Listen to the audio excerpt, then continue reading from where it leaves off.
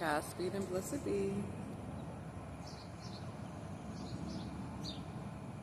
How art thou? Blessed and highly favored, and if you're not, you're about to be, you see.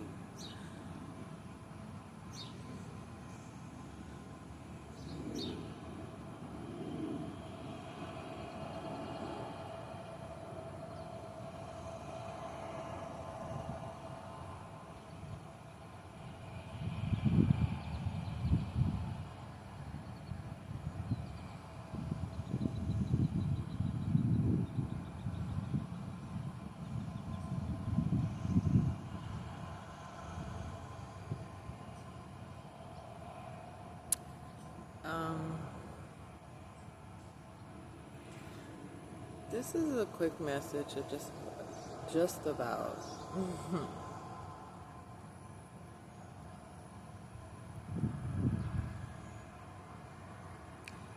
waiting for it to happen. Whatever it may be for you.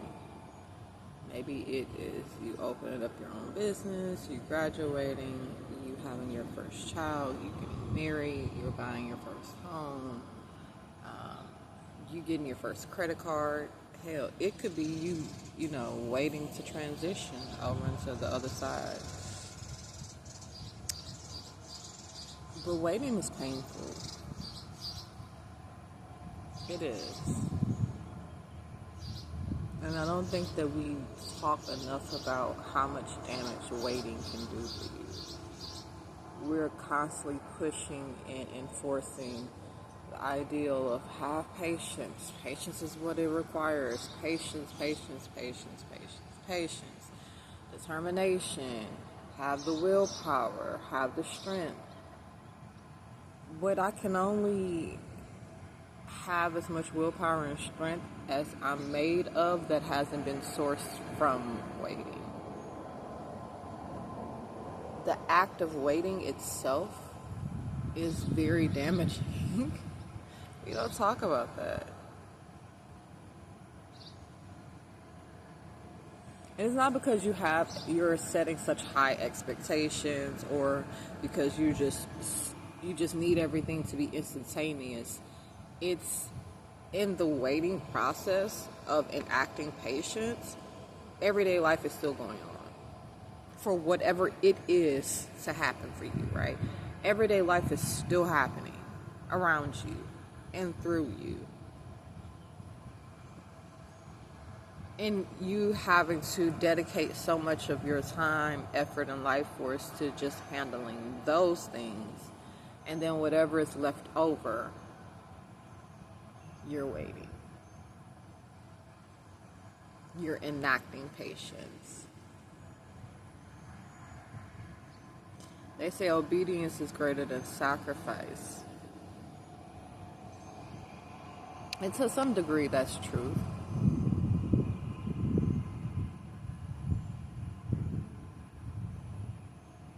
But obedience requires patience. And patience requires suffering. There's no way around it.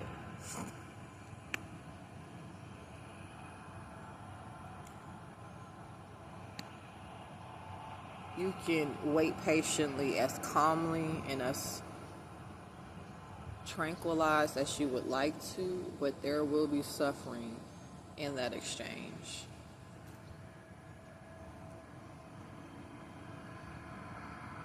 Patience hurts. Waiting hurts. And quiet as this kept loud as it may be, is for rewards that really weren't worth it in the end. You don't recognize that until you receive said reward, though. After you've done so much waiting and enacting patience. And it's the real one. Being humble. We live in a society that's always trying to humble you. Get off that high horse, stop having your head in the clouds and come back down to reality. But it's just like, let me live, baby. Let me live. I ain't bothered you, not none. If I want to live out these fantastical dreams and alternate realities in my mind, let me do so. Why are you trying to humble me because your imagination has been revoked from you? Because you can't access that whimsicality within you anymore, so I need to be humble. I need to be grateful for what I have. What if I don't have much to be grateful for? What then? It's easier to say that when there is a certain degree of aid and help in your life that didn't require you to have patience and be humble. You had an extended hand, multiple extended hands. You had a village around you who was willing to donate to the cause, who was willing to show up when necessary. But what if you don't have those things? You have to stop trying to equalize everyone's experience to one common denominator, because that's not the way that it works. The way that you perceive things and the way that you go about maneuvering through life is going to be different for me because of my life experiences, my upbringing, whatever it is that I've gained along the way of this journey. We're not going to be the same. So stop telling me to be patient, to be humble, to wait. I've been waiting my whole life. And for some of the things on the list, I've crossed off, and this is why I can give that message that it don't really be worth it in the end. I waited I waited for nothing. I was humble for nothing. Because whatever it is that I thought was going to bring me some sense of peace or joy was just an extra burden added on. It might have brought me temporary peace and joy, but it's not everlasting. And isn't that what we're all searching for? Which is why we're enacting the patience, and this is why we're seeking humility and humbleness, because we want to be at peace. Unequivocally at peace. Waiting hurt. Waiting is suffering.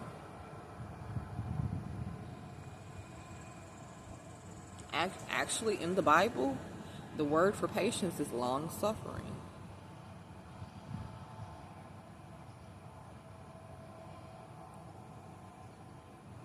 It's just the musings of the mind. I'm at 13885.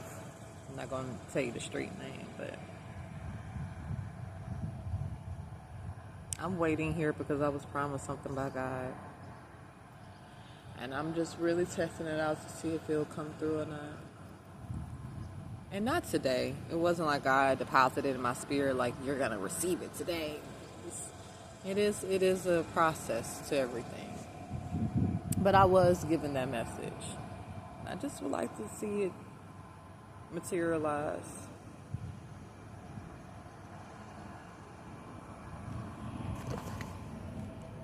This is what we have on for today.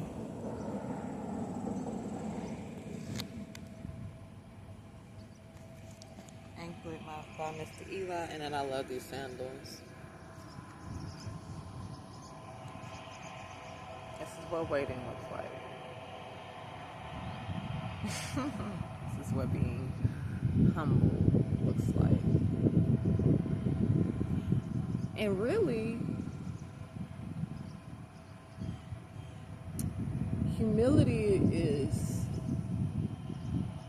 almost interchangeable with apathy, because you just get to a certain point where you don't care as much, because you don't feel like you have the right to care as much or the privilege to care as much. So you go through these ways of like dissonance, of detaching.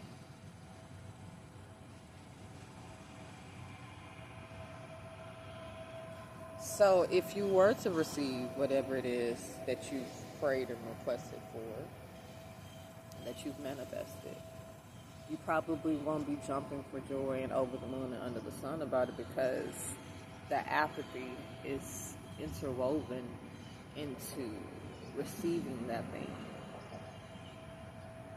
which is really sad. That you can't even have that childlike joy about it, that wonder, that whimsicality that I was mentioning, that amusement, because the waiting was just so difficult to survive that by the time you do survive it, you do receive said reward, you're tainted. I hate that for us. And it's not even because we want to be tainted, or we want to experience apathy, or we want to suffer. I don't really know too many people, even those who suffer with mental health conflictions, that crave suffering. I think that if they do, then that is a result of being constantly met with it and just ultimately accepting it as their nature or their lot in life, and then trying to resolve and make peace with it the best way that they can. So people who, and I'm derailing a bit from the topic, but I'm going to get right back to it. Those who might have, like, for instance, abuse kinks, right? That stems from somewhere. You don't really desire to be abused or desire to have pain and suffering or traumatization like that. You just have probably have already experienced it too early on in your life, and it was a continuous thing to the point where you started to normalize it. You started to accept that that's what you were meant to endure, and you receive it because you know it's all too familiar. It's not because you're actually seeking it out. It's not because you actually want to be harmed, and because you actually want to be maimed, and you want to be scarred. And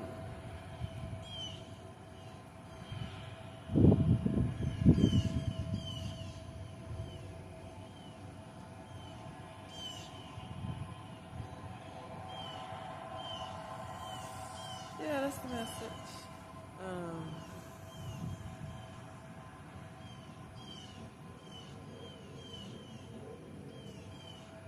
The musings of the mind. And I wouldn't particularly say this is a divine-led message. I just felt inclined to give that because we're all waiting for something. And boy, let me tell you, that waiting hurt like hell, don't it? But just know that you're not alone. And you're not crazy.